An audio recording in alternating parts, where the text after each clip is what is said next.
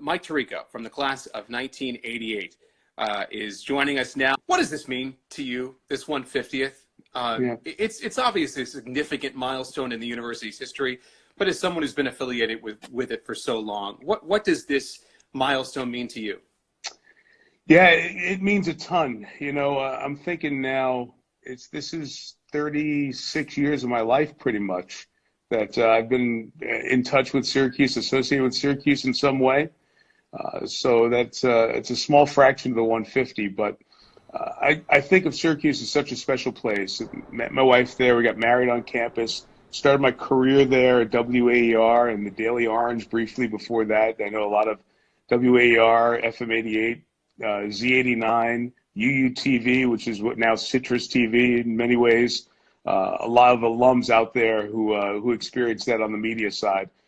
So the formative part of my career and lifelong friendships too. One of our friends from my graduating class, my roommate, got married in Houston just about a week and a half ago. We had 4 or 5 of us Syracuse alums together one more time, and it was like we had never left all of our time together. So Syracuse has meant lifelong memories and friendships, and I hope that means the same for a lot of you. And I can't not mention Syracuse athletics too. The football, basketball, lacrosse, women's basketball, soccer having their great run to the Final Four. All these sports over the years, the coaches, the players, the student athletes who are there now representing us with the orange and blue. The place means as much as any place could mean to us for sure. And so many people share that same type of sentiment towards it, whatever their affiliation, whatever the organization they were a part of while on campus. Yeah.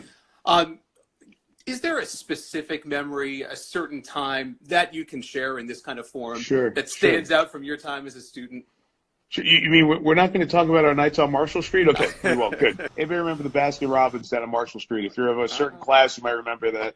And all the good old hangouts from days gone by. And that's part of the college experience. It's a lot of fun. Obviously when you meet your wife there and you have such an experience like that goes without saying, that's the tops. But for what we're talking about in terms of just school and events and kind of those big moments that we all shared, I think of a football game, the 1987 game when Syracuse beat Penn State. Syracuse went undefeated that year. They were tied by Auburn in the Sugar Bowl, and we're still unhappy with Coach Pat Dye and Auburn for going for the field goal and the tie in the Superdome. And the look on the late, great Dick McPherson's face will live with me forever, looking across the sideline. Are you blanking kidding me? You're going for a tie game in a bowl game? It was an unbelievable year. It put Syracuse football on the map for many years to go after that. And it was what a special stretch. And it was the last time Penn State was coming up for some time. That was our big football rivalry, as Georgetown was our big basketball rivalry. And that day in the Dome, I worked at Channel 5 in Syracuse at that time. The game was on CBS. We had the game, and I had the chance to be there. We also did the pre- and post-game show live, and we got to do that from the roof of Lawrence and Hall. And very few of us have ever been up there, have reason to be up there, but it was such a treat to see the campus on a beautiful fall day from up there, and to be there in the Dome when one of the great wins in Syracuse football history happened. So if there's one game, one event on campus that sticks out with me forever, it's that one for sure. I'm reading as you're talking, Mike, some of the comments that are coming up, and there are some memories of both Marshall Street and Pat Dye that are coming up. It's one of those names, right, among Syracuse alumni and Syracuse fans that will always just kind of give you that feeling when you hear the name Pat Dye, I think. For sure. There are probably some parents out there who are alumni who may have students who are either in school now, and obviously their school year has been so disrupted, or perhaps are going to be in school in the fall, or planning to be, or considering applying down the road. And obviously, none of us know what the next few months are going to look like. Right. But what would you tell some folks like that who are a little concerned right now about what's happening and just the thought of going away to college is a tricky one right now? Yeah, Chris, you're right. I'll wear a couple of hats for this answer. other than the Syracuse hat. I'm a parent of a college student, another student who's going to be going to college in the very near future. I'm also a trustee at Syracuse, so I'm a part of the board and a lot of the folks who are really involved in hoping that our university is in the best place to continue to be even better going forward for generations to come. And it's a difficult time. It is an absolutely challenging time, and seeing students have to finish their semester online is so difficult because it's not what going to college is about. And those of us who are alums who are watching, who've had the opportunity to go through and experience college, we know what those days are like. And even if you lose part of a semester or a quarter, you're losing 8, 10, 12% of that formative experience in your life. And who knows what friends you would have met or would have made. So we're all seeing adjustments and changes to our lives that are really significant. And our health is the most important. And then everybody's going to try to economically get back to a place where we can all work as a country. But the school experience is really meaningful and formative, I think, for a lot of you who are alums out there. So you know what a difficult time it is. And I think we have to support our students who are in the online space right now as best we can with trying to help them keep good habits of studying and staying up on classwork and applying themselves as much as they can. They're going to be living in a far more digital world than we lived in our college days or we're in right now. I think one of the things you're going to see come out of this is the use of video conferencing, and the use of communication will change a lot of the business structures, I think, going forward in the U.S. So there's a ton of things out there on the horizon. But as it applies to parents and to your kids, if they're at school right now, support them best we can. That's all we can do, and help give them the outlets that all these schools are providing to their students. And as alums, or maybe parents who are thinking about sending your kids to school, if you were away for college, you know what that is like. You know what those 4 years are like, and they are formative and life-changing in relationships and growth, in learning and knowledge. And that's something that will still have some great, great, great value. And I know at Syracuse, they're doing everything they can to look after that student life experience on campus. It's not perfect, but they're going to try and make it better every single day and every single year. And hopefully that experience that you had, you can pass along if you're lucky enough to your children. I do want to say one other thing that I do feel so much for the seniors. Yeah. The seniors are so important, and I know that Chancellor Siverud has expressed, and I know I've heard this from a lot of the folks as well who work at the university, that they're going to try everything they can to do something unique and special for this senior class in terms of commencement, wherever that is. I know the Chancellor's commissioning a survey that's going to be sent out to every one of the seniors so their voices can be heard and what kind of a celebration of their 4 years they want. It won't be exactly what they had hoped. Hopefully there'll be some portion of it at some point on campus. But the class of 2020, I think, is going to hold a very special place for all of us at Syracuse as we go forward. And hopefully their special ceremony will be the beginning of that.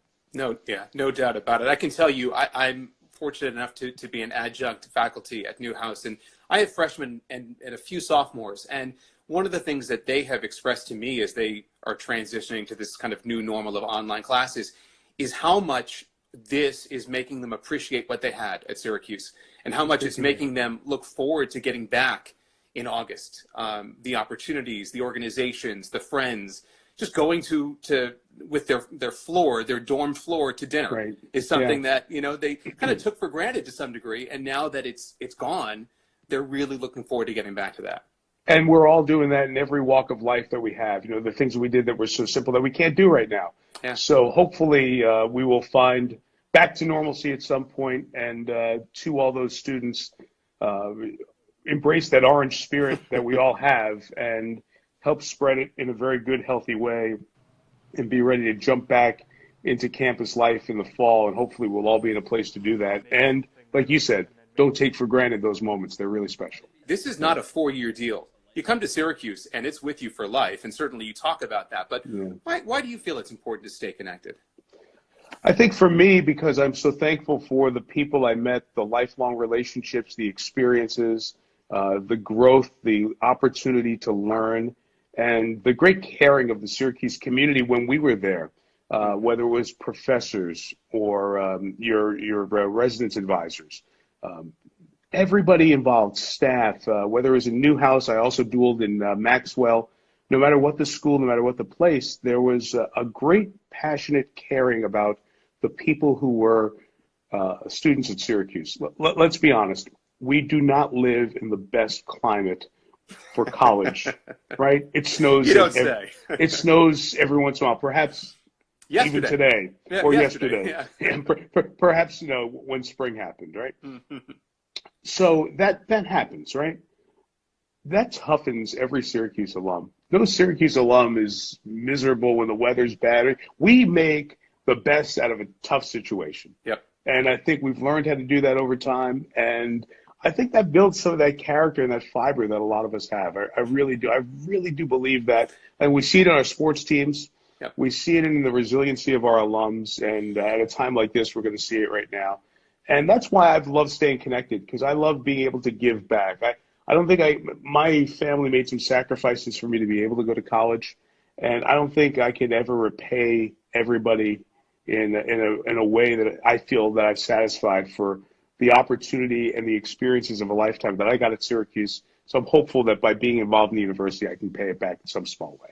Yeah, and I'm seeing here as the comments are scrolling through, people talking about their alumni clubs. I saw Linda in Arizona shouting on her alumni club there, and I know that there are so many clubs that no matter where you live, you can find other Orange people to connect with and stay connected with, which is one of my favorite favorite stories. When Syracuse beat Clemson in football in the Dome a few years back, I was in Denver for an NFL game, and I asked, "Where's the Syracuse hangout?"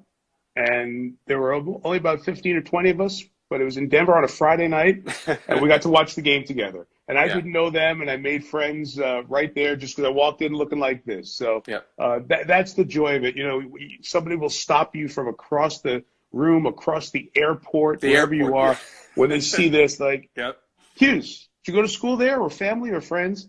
And that's a very, very, very special connection. And there are a lot of schools with this, Stanford, Michigan State. You'll walk around and see a bunch of schools with that S. But that orange and that S, everybody knows who we are and where we're from. And I love sharing that with folks. Instant connection, no doubt. Speaking of changes in airports and places that we're not going to, how are you doing without sports right now? Yeah, I think we're all struggling as sports fans. And no doubt. As a sportscaster, it's something we've never experienced. I've never been in a place where you're not preparing for the next event.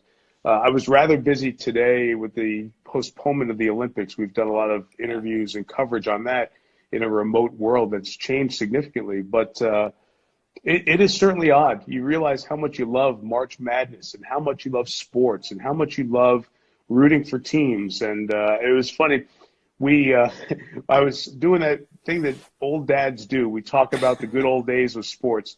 And I was telling my son about the 87 Final Four. And then we were talking about one of the greatest basketball games in college. I saw the 89 regional final with Syracuse and Illinois. We lost that game. Illinois won, went to the Final Four. That was in Minneapolis. It was one of the great games. And we relive over Syracuse social media these great moments in NCAA tournament history. There's one like every day. Oh, my gosh. You realize how great it's been. Yeah. And so now we're going through the Final Four when Syracuse won in 2003, and we're watching the last 6-7 minutes of the broadcast, and there's Julie Boeheim. And Julie is sitting holding a little boy, and I don't know if it's Jimmy or Buddy. So we texted the Boeheims and found out that it was Jimmy, and just had a good laugh and was able to share with Jim and Julie just how much they have made our marches so memorable and so much fun. And we miss that, whether it's our school or watching another school involved in this right now. It's kind of a bummer, but we're going to get back to it. Yeah. We're gonna appreciate sports even more. We're gonna appreciate all the entertainment things we do in our lives even more when we get through this, and we continue to listen to our municipal leaders and our government leaders and our national leaders who are reminding us to wash our hands and practice the social distancing and all these good habits that have become part of our lexicon. I think if we all do that more, we'll quickly get back to I was going to say being in the dome, but the dome's under construction. But being around Whatever it's going to Syracuse look athletics, like. Yeah. I hope people have seen the live camera of the dome roof down and off right now as the new structure is going on above the stadium. It's fascinating to see. It's very cool to be able to see it take shape, and I know we hear from a lot of alumni who can't wait to get back and get a look at the new roof and the new renovations. And and it's, again, I think to what we were talking about before, it's one of those things we may take for granted a little bit. You take for granted the fact that you can't just flip on the TV at night and see an NHL or an NBA game or a college basketball game or a baseball game, and we're going to appreciate it when it's back.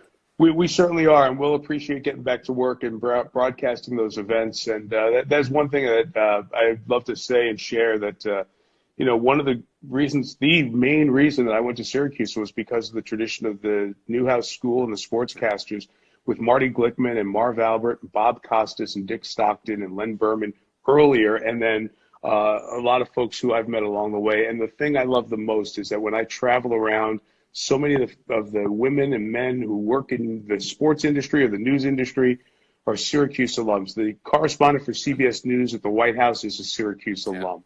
We have people everywhere, and it just gives us such great pride to see so many people out there succeeding and doing well, not just in Newhouse, but in all the other walks of life that Syracuse sends so many great professionals out. So it's not a time to celebrate, right?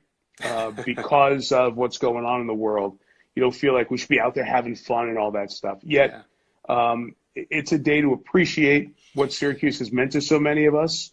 And we, as Syracuse alums, don't get denied a good party.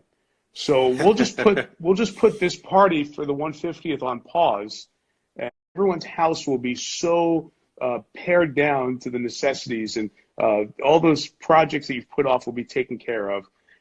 The other thing we can do is just reach out to the people who have been in our life and just say thank you for doing that. Thanks for being part of our Syracuse experience. The one thing about Syracuse alums, which is cool, is we all have a story. And we love telling our Q's story. And our Syracuse story matters because they're at the same places, whether it's the Hall of Languages, the Dome, one of the Newhouse buildings, over at Maxwell, anywhere on campus. Bird Library, for those of us who visited once or twice during our 4 years, Hendricks Chapel, at Heroy, up at South Campus. If you lived over at Old Castle Court back in the day, wherever it was, whatever it is, the fraternities, the sororities, there's some Q's memory that you have. And when people tell their Syracuse story, you hang around and listen because you can relate to it, you can envision it, you can see it. And if you're on and you haven't been to campus in a long time, go back because it looks great. There's always some project going on. The Dome project isn't the only one, but you'd be really proud of how your university looks. And there's a new building for veterans, that building that is open and ready to go. The dedication had to be delayed here because of the obvious happenings around the country, but that was ready to open here in just a few weeks. And in terms of a dedication, but it's a great building, and Syracuse is becoming the #1 private university in the country for our veterans after service to come back and take those skills and their leadership, come through the university experience and be the next great leaders of corporate America and service in our country.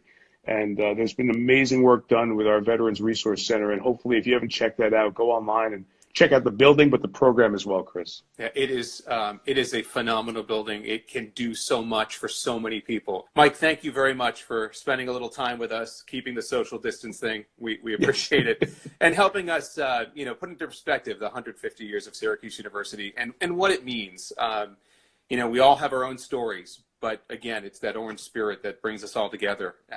And appreciate you sharing your stories and spending some time with us. Chris, thank you. Stay well. Everybody stay safe out there. Orange fam, reach out to somebody else in the Orange fam. Wish them a happy anniversary. Thank you for all that you have done for Syracuse, because without any individual out there who has Syracuse as part of their life, this would not be as special as it is. We really appreciate it. Stay involved in your school however you can. Go Orange, stay healthy, and we hope to see you somewhere down the road.